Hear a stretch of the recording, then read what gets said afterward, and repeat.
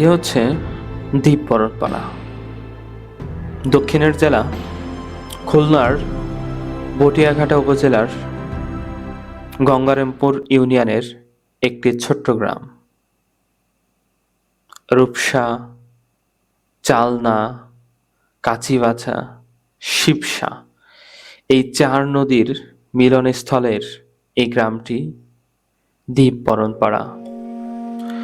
খুবই সুন্দরভাবে সাজানো গোছানো এই দ্বীপ বরণপাড়া। দেখতে ছবির মতোই।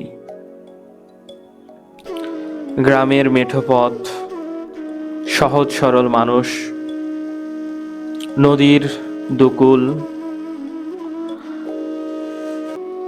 যেন মন চায় হারিয়ে যেতে। এই গ্রামে হিন্দু মুসলমান একসাথে বসবাস করে। গ্রামের অধিকাংশ মানুষ কৃষিজীবী ও জেলে। এরা মাছ চাষ, নদীতে মাছ আহরণ ও কৃষিকাজের মাধ্যমেই নিজেদের জীবন নির্বাহ করে থাকে। পরিবারের ভরণ পোষণ ও অন্যান্য কাজ করে থাকে।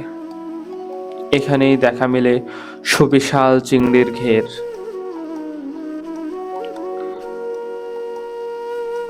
এই গ্রামে মুসলমানদের জন্য আছে একটি মাত্র মসজিদ, যে মসজিদটি ছোট্ট একটি নদীর ওই পারে।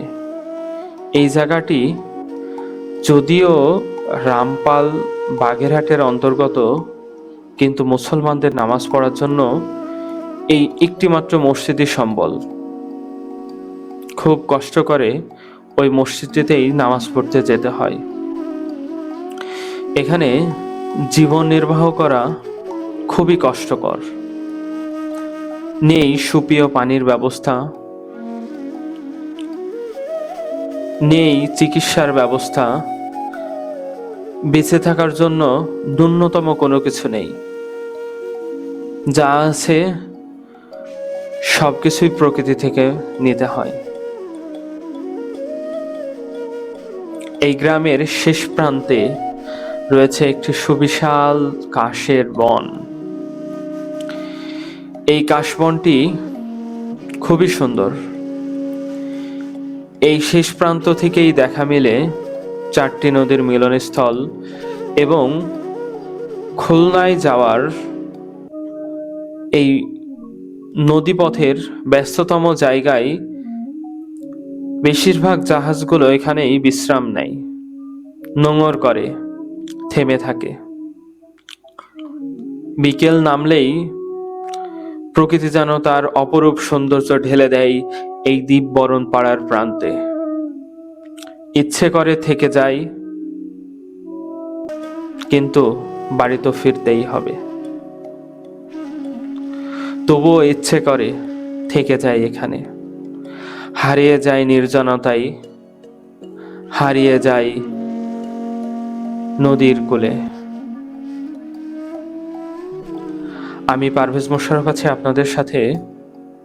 আমি তুলে ধরার চেষ্টা করব বাংলাদেশের অবহেলিত একটি জেলা, খুলনার প্রত্যন্ত অঞ্চল, সেই সাথে অপরূপ সৌন্দর্য।